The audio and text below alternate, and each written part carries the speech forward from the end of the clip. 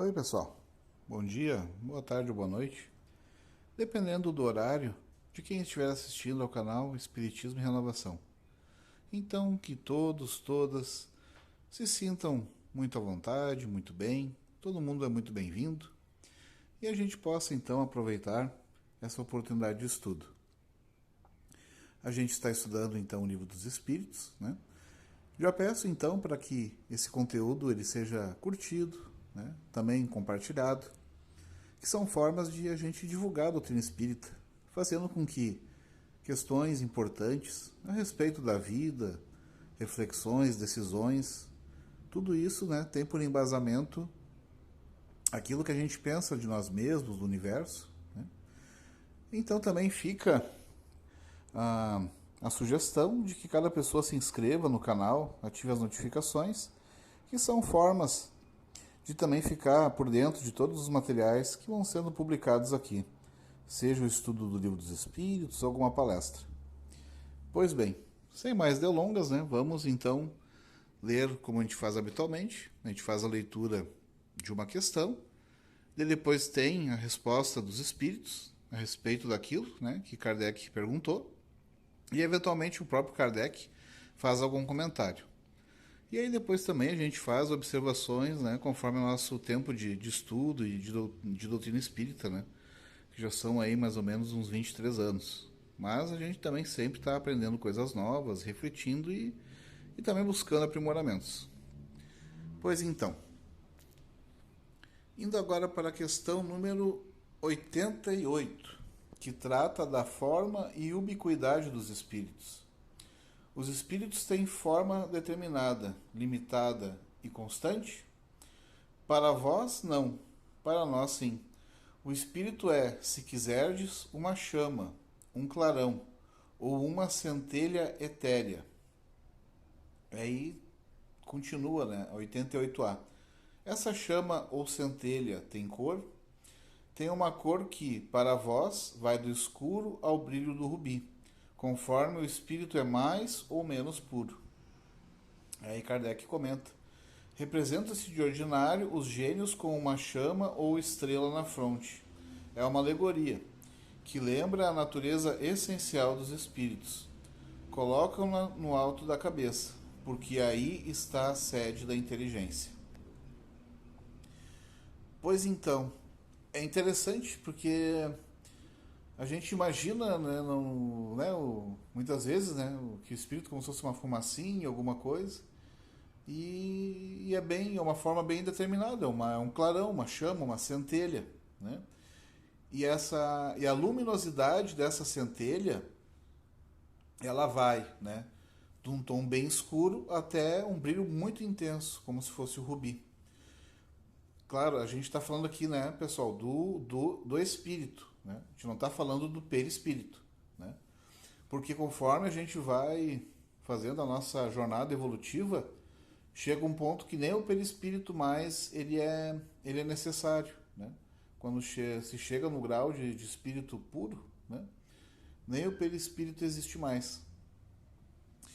Claro, uma vez que a gente chega nesse estágio, né, de pureza, já não há mais a necessidade de reencarnar.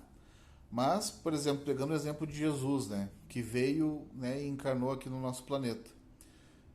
Quando ele fez esse processo, ele teve que, para poder, né, aí não foge a regra, porque existe o espírito, o perispírito e o corpo.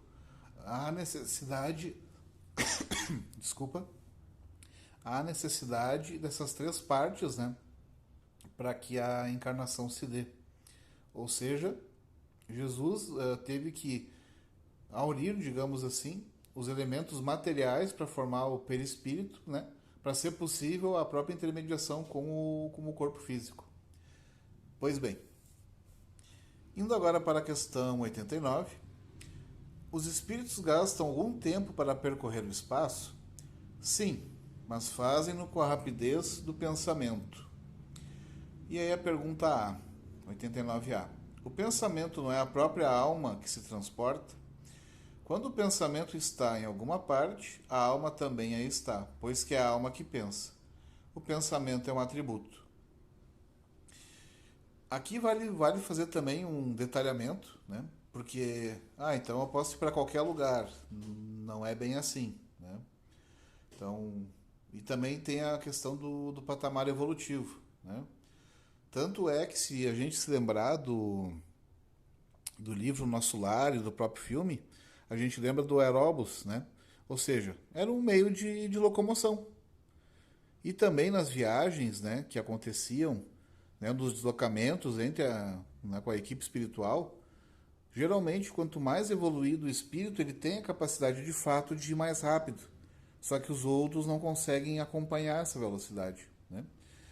Então, conforme o espírito ele vai se depurando, ele vai, digamos assim, melhorando a sua sutileza, a sua capacidade de locomoção, né? E também o estar em determinados locais, né? Conforme a gente até avaliou na última oportunidade de estudo, né, anterior, o espírito ele não tem acesso a locais onde a sua moralidade, né, não esteja de acordo. Ou seja, se a gente pegar um espírito que seja bastante imperfeito, né, ele não vai conseguir chegar num lugar que é mais, digamos assim, superior do ponto de vista, né, do acesso, né? Se a gente, novamente, fazendo referência ao livro Nosso Lar, tem uma imagem que é bastante interessante, né? E vocês podem observar na, na própria... Está ali na tela principal aqui do próprio estudo. Existem variados níveis, né, de, digamos, de elevação espiritual. A colônia Nosso Lar, ela está bem próxima à Terra. Ela está numa esfera espiritual bem próxima. E conforme o indivíduo, né, o espírito, ele vai evoluindo, ele vai indo mais e mais adiante, né? Ou seja, ele vai ter acesso a colônias superiores, que ficam mais distantes do planeta físico, né? E a própria questão, se a gente lembrar também do livro Os Mensageiros, do livro Nosso Lar, muitas vezes alguns espíritos querem acessar o perímetro da colônia. E isso não é possível, né? Eles não basta eles quererem, eu quero pensar e vou estar ali dentro. Não. Tem que haver a permissão para chegar ali. Porque não existe ah, acesso a algo que não é merecido, né? Então, por causa da lei de causa, por causa da lei de causa e efeito, por causa da justiça divina e também pela questão do merecimento, a gente só tem acesso àquilo que de fato a gente, né, fez por merecer, né? É uma lei divina, né? É uma lei de justiça. Então não basta a gente desejar algo para que aquilo, né, que a gente tenha acesso àquilo, que a gente, né, enfim, possa usufruir daquilo. A gente tem que de fato ter o merecimento, que é bem diferente aqui da Terra, que muitas vezes a gente acaba se apropriando até de forma, né, indébita de um bem, né, de algum serviço, né? E já no plano espiritual isso não é possível. A própria questão da política, que muitas vezes um espírito que não tem preparação para ocupar um cargo importante, seja ele qual for, né? Seja, enfim, qualquer nível hierárquico, seja no legislativo, no executivo, isso já no mundo espiritual não é assim, né? Então, tudo, né, no plano, digamos, o primordial, né, que é o mundo espiritual, existe essa questão do merecimento, de uma hierarquia que se baseia de fato na moralidade e na inteligência. E aqueles que dirigem os trabalhos no plano espiritual justamente têm o merecimento e alcançaram um patamar forte de desenvolvimento espiritual, e é isso que garante a eles um lugar de destaque, como por exemplo, alguém que dirige algum ministério no Nosso Lar, enfim, qualquer cargo que a gente possa imaginar, não é, digamos, à toa, né? Porque a pessoa fez por merecer estar ali. Então, indo agora adiante, agora a questão número 90. Né? E só um outro detalhe, né? Para ficar bem claro, né? Que a gente fala que o pensamento é um atributo do espírito, né? Muitas vezes a gente pensa, não, o espírito é o pensamento. Não, o pensamento é um atributo, né? Tem outras situações, tem o próprio sentimento, enfim. Para a gente não misturar as coisas, né? Então ali a espiritualidade fala, não, é um atributo. Da mesma maneira que tem ah, o patamar de elevação espiritual, né? Enfim, tem uma série de atributos que todos nós temos, né? De inteligência, de moralidade. Isso é parte do que nós somos, a nossa história. Né? Então, tudo isso incorporado, digamos, né? no patrimônio espiritual de cada um. Porque nós somos, né? Enfim, a gente tem uma série de peculiaridades, características, não apenas, no caso, o pensamento ou a inteligência. Agora indo para a questão 90. O espírito que se transporta de um lugar a outro tem consciência da distância que percorre, dos espaços que atravessa, ou é subitamente transportado ao lugar aonde quer ir? Dá-se uma e outra coisa. O espírito pode perfeitamente, se o quiser, inteirar-se da distância que percorre. Mas também essa distância pode desaparecer completamente, dependendo isso da sua vontade, bem como da sua natureza mais ou menos depurada. Aqui é justamente a chave, né? Conforme a sua natureza mais ou menos depurada. E essa questão do aonde quer ir, né? Conforme a gente já falou há pouco, tem a ver com a questão da moralidade do merecimento, né? Então, se eu estou numa zona umbralina e eu quero ir para uma colônia espiritual muito superior, não é assim, não é possível. Só vai ser permitido quando eu tiver condições morais. Então, não tem processo mágico, né, pessoal? A gente desencarna e a gente continua sendo quem nós somos. Se a pessoa, por exemplo, não gosta de estudar, não gosta de pensar sobre a vida, não é porque desencarnou que a pessoa vai virar um filósofo. Não é assim, né?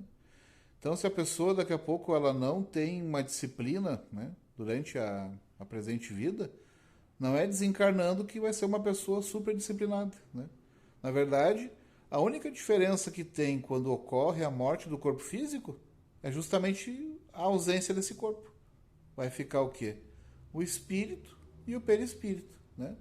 E esse perispírito sempre de acordo com a natureza digamos, do seu proprietário. Então, quanto mais evoluído o espírito, o perispírito é mais depurado. E o contrário também, né? E é interessante nessa questão, que nem a gente também comentou há pouco sobre a questão do brilho, né? Justamente essa é uma das formas de saber a respeito da hierarquia espiritual, né? Porque quando um espírito de fato ele já alcançou uma alta moralidade, enfim, é uma coisa que é visível no plano espiritual, né? E claro, também sempre com as características, né? Porque quanto mais evoluído é um espírito, melhor ele consegue avaliar as situações, né? Ele tem uma visão, digamos assim, melhorada, né?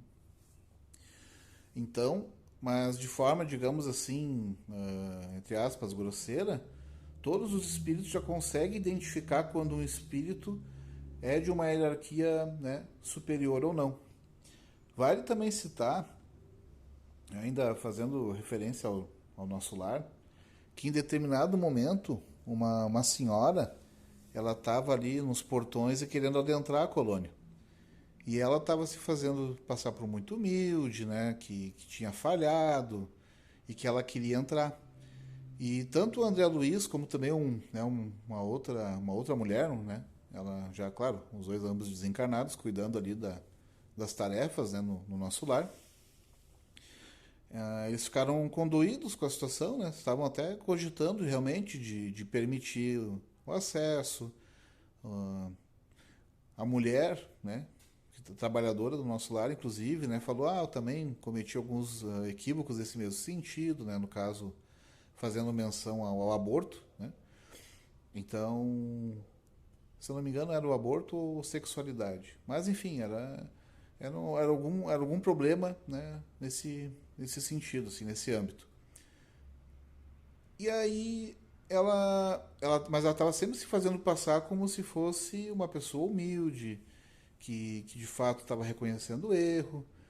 Mas daqui a pouco, ao falar com uma outra, né, com um outro espírito da colônia, ele, olha, vocês estão se enganando, vocês estão sendo muito, digamos assim, fazendo uma avaliação prematura.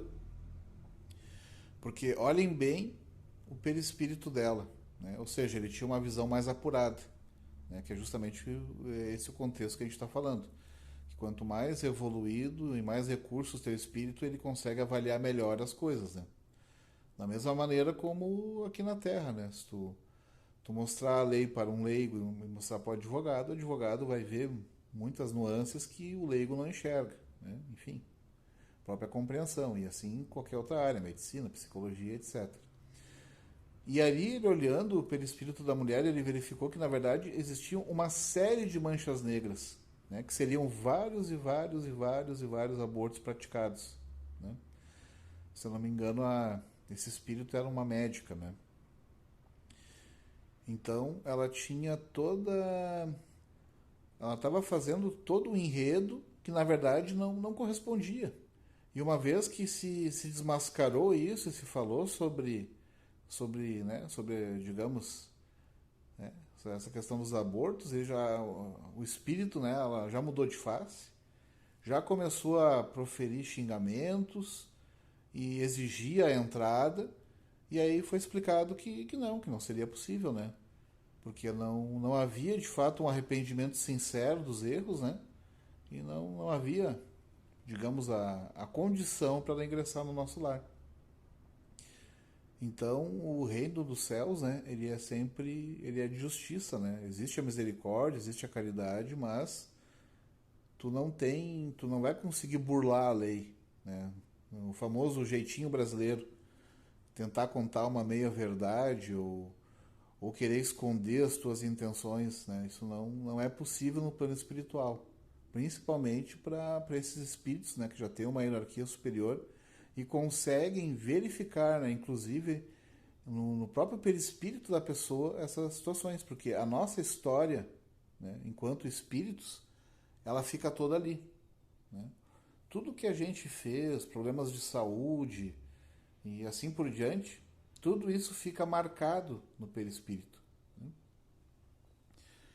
Então é um prisma totalmente diferente da nossa vida aqui enquanto encarnados, né? Que a gente consegue esconder uma antipatia, que a gente pode, às vezes, uma encarnação inteira escapar da justiça, né, terrena, né, ocultando os crimes e, enfim, a más intenções, e já no plano espiritual isso não tem como, né?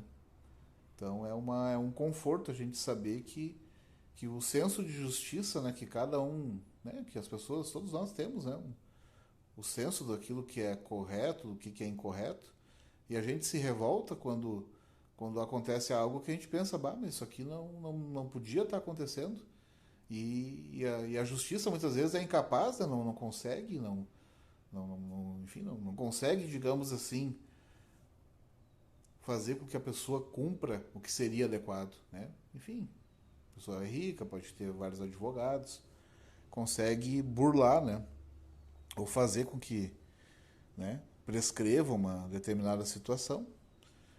E aí isso já no plano espiritual, isso já não acontece, o que é bastante alentador. Continuando então, agora sim para a questão número 91. A matéria opõe obstáculo aos espíritos? Nenhum.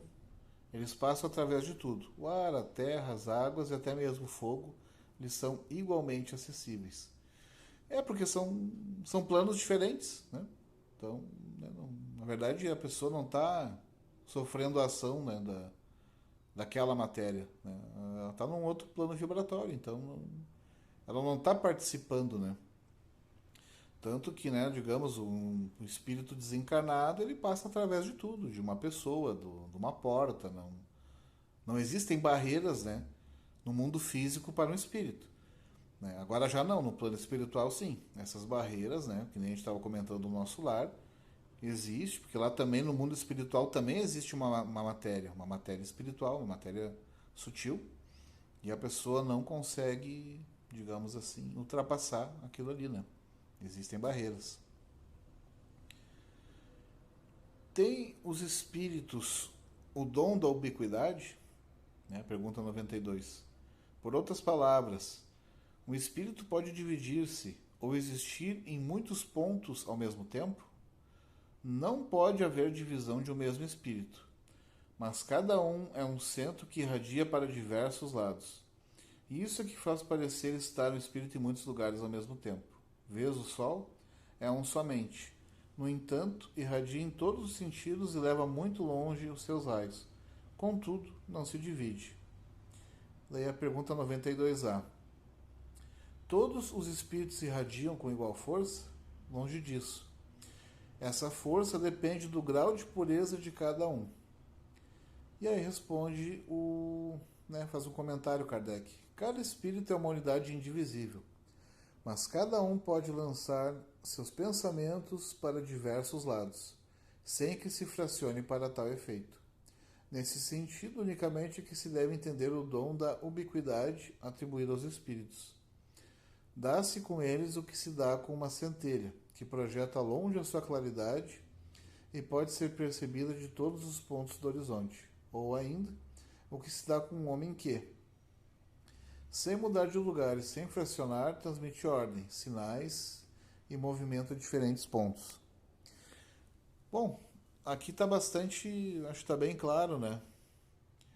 Que não há uma divisão, né? Não vai ter, digamos, um clone espiritual da pessoa, né? Tu pode estar, que nem diz ali, irradiando, enfim, né? Tem a questão, por exemplo, do desdobramento espiritual, mas aí já é uma situação um pouco diferente, que aí o teu corpo físico, né, ele pode, por exemplo, quando a gente está dormindo, o corpo físico ele está num lugar e espiritualmente, né, a gente está em outro, né, mas então não é um desdobramento, né, a gente fica unido pelo cordão de prata, né, que é o que mantém a gente encarnado, né, que quando há o rompimento, né, como se fosse um cordão umbilical ligando o espírito ao corpo físico, quando há esse rompimento, aí sim, aí o desencarne é irreversível, né? Mas aí é uma questão de desdobramento, né? O corpo físico ele está, digamos, ali na cama adormecido e o espírito, né, está no plano espiritual, muitas vezes, daqui a pouco até em missão. O próprio Chico Xavier, né, tinha essa capacidade de forma bem forte, né, bem saliente. Então, pessoal, eu já quero agradecer a todos que chegaram até aqui junto comigo, fazendo esse estudo, né? Então, a gente pede mais uma vez que, se gostaram, né, de todo esse conteúdo, dos comentários, que possam deixar o seu like, né, o seu curtir, que compartilhe esse conteúdo com quem tem interesse, né, sobre o que é o mundo espiritual, né? Muitas vezes as pessoas falam, nunca ninguém voltou para contar e tudo. E aqui é a oportunidade de encaminhar todo esse conteúdo que está aqui publicado no canal, esse e outros vídeos que estão aqui no YouTube para a pessoa, e ela começar a entender, né, o que é o mundo espiritual, como é que funciona, a forma dos espíritos, né? Tem vários filmes, né, que retratam esses aspectos. Um filme também bem conhecido, né, Ghost, do Outro Lado da Vida, é um filme mais antigo, dos anos 90. E aí, né, a gente vai estudando, vai entendendo um pouco mais, né, do que é a nossa vida, que vai muito além do material, né? A gente acaba se desgastando tanto pelas coisas passageiras mas no fim a gente acaba tendo aquela sede, aquela ânsia de entender o que pode vir após a morte, que é justamente o que tratam todas as religiões do planeta, explicando, né, como é que seria, né, após a morte do corpo, como é que seria, né, o mundo espiritual, né, como seria essa vida, né, como é que seria esse reino, né, o merecimento que a pessoa tem ou não tem para receber as coisas, enfim. Aí a gente já vai falando aí a vários conteúdos, né, sobre vários aspectos, a questão do planejamento reencarnatório, de que nós ficamos sempre no mesmo patamar digamos assim, se a gente tem um patamar vibratório, a gente vai acabar ficando sempre no mesmo lugar que está de acordo com essa vibração, né? Porque não há injustiça. Então, se a gente está em algum lugar no plano espiritual, porque a gente tem esse merecimento, e é importante, né? Porque que a gente aprenda, digamos assim, a viver dessa forma, né? No, já encarnados. Porque se a gente olhar pela lei dos homens, a gente fica muito, pode ficar pensando, né? Se a gente não analisa tudo isso, esse contexto de lei de causa e efeito, a questão do que a gente planta, a gente colhe, é muito fácil a gente se perder, né, no caminho e daqui a pouco querer usar subterfúgios, né? Cometer ilegalidades, enfim, tentar tirar proveito das coisas, né? Se aproveitando de brechas da lei. Só que não adianta, né? Do ponto de vista espiritual, mesmo que a justiça não puna e que ninguém saiba de algo que está acontecendo, de alguma incorreção, né? Aos olhos da lei divina, isso não passa incólume, né? Porque a lei de Deus está gravada na própria consciência. Então, se a gente sabe que está fazendo algo que é equivocado, a gente não consegue mentir para si mesmo. Né? A gente não consegue burlar a nossa própria consciência. E é justamente essa consciência que vai fazer com que a gente receba aquilo que é pertinente a cada um. Né? E por isso que fica sempre esse convite, né? Isso não é para assustar, mas sim para que a gente reflita, né? Sobre como existem, que para tudo na vida existem consequências. Né?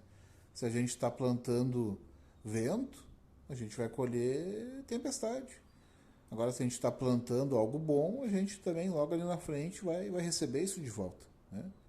Então, fica sempre esse convite, né? Para a gente escutar sempre, principalmente as palavras de Jesus, né? Que nos falam do amor, do perdão, da caridade, da benevolência, da indulgência, enfim, de tantas características, né? Que são indispensáveis para a nossa evolução espiritual, né? Porque afinal ele é o caminho, né? E a gente deve seguir, né, esse nosso guia, o modelo, né, espiritual que é o Cristo Jesus. Então, né, por fim, a gente também lembra para que as pessoas se inscrevam no canal, ativem as notificações e que a espiritualidade abençoe fortemente a todos nós, que todos sejamos muito bem intuídos e com essa intuição a gente possa fazer a nossa caminhada da melhor forma possível, né? Sempre praticando bem e buscando enfrentar as dificuldades sempre com serenidade.